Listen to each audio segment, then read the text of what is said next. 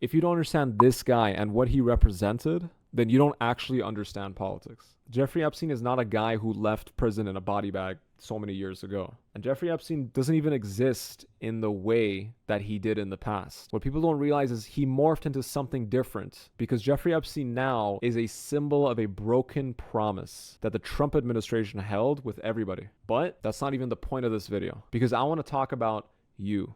Clicking on this video shows that you're somebody who actually cares about politics. You're somebody who monitors the situation domestically and internationally as well. But for someone this involved in politics, such as yourself, you may have gotten surprised, confused, or even angry as to why the Trump administration did not release any Epstein client list or was trying to drag people along for about a full year now. This surprise, confusion, and anger that the entire internet is feeling currently is not actually because Trump didn't release any list or any names, but it's instead because people don't understand how this system works and how politics actually work, and especially how politics at that level operates. It is actually the most important thing that you have to understand. Forget about the news, forget about what's happening in front of your face. If you don't understand the inner workings, which you will after this video, then you're just going to fall victim to future stories and narratives. This video is not some conspiracy video. And it's actually not really about Trump and Epstein.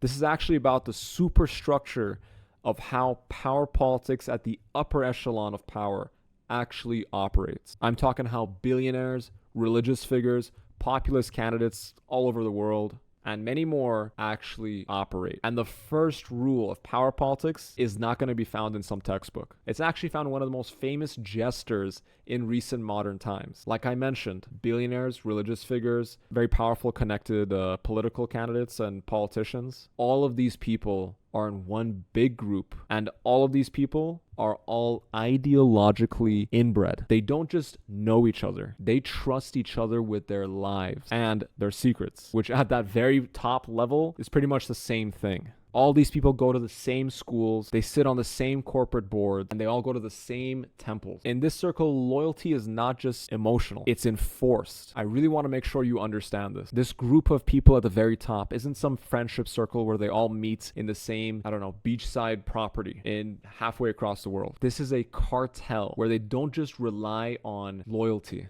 they rely on leverage over each other. And that's where the whole blackmail operation comes in. You don't need to just trust a man when you have a video that could ruin his life. And that's the glue. That's why this circle stays so tight. And that's why this circle never betrays itself, ever. And it's also why they never lose. And it's also why Jeffrey Epstein even existed in the exact first place. Epstein being boosted by the likes of Les Wexner, certain agencies and certain communities, is because he had direct access to the people which that side of the group wanted indirect access to. You thought that Epstein was some villain, and maybe you think that his clients are villains too, but none of that is actually true, and it's not really the point. Sure, they committed crimes against humanity, allegedly, but the most important thing you have to focus on is that they were all part of the world's greatest insurance program. Every powerful man and woman who flew on that plane, who went to that island, obviously weren't there just for fun. They were there to see if all their interests would align, and indirectly they were getting documented, filmed, so that they could be locked into that group's will forever. Trump was never really an outsider to this group. As a billionaire, he had to rely on their connections and their existence to maintain his wealth and, quite frankly, his health. Anybody who thought that Trump would come in, get elected, and ruin this group's connection, interconnectedness by publicly announcing his checkmate move just doesn't understand politics at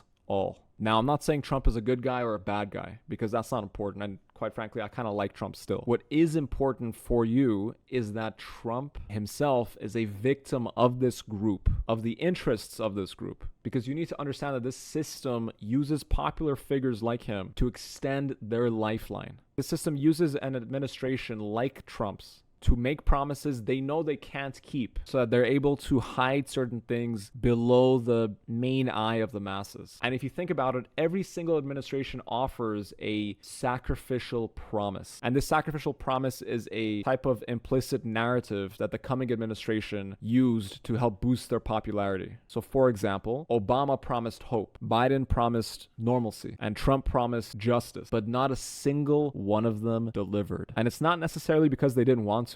It's because they could not. The Epstein list was obviously never going to be released and will never be released because it is way too valuable. Too many hands in the group have access to this list, and they don't want to reduce its value by making it public. So if you're still feeling shocked, confused, or even angry, I 100% get it. But don't let these feelings be your collapse and don't lose hope. Use these feelings to fuel your awakening. Because once you truly understand how everything works, you stop being a sheep and cattle that 99% of people are. And you start to actually be effective in your life. I'm not really sure if any of this made sense. This is just something off the whim I wanted to upload. But you need to accept that the upper echelon will never truly lose power. Unless in the case of extreme infighting amongst themselves, or they get taken over by another group of powerful individuals who operate in the same way. If in the future any administration wants to offer any hope or any sense of hope to bring change in this way, just accept that it's fake in the beginning and don't let it distract you and distract your energy from your real goal and your real purpose.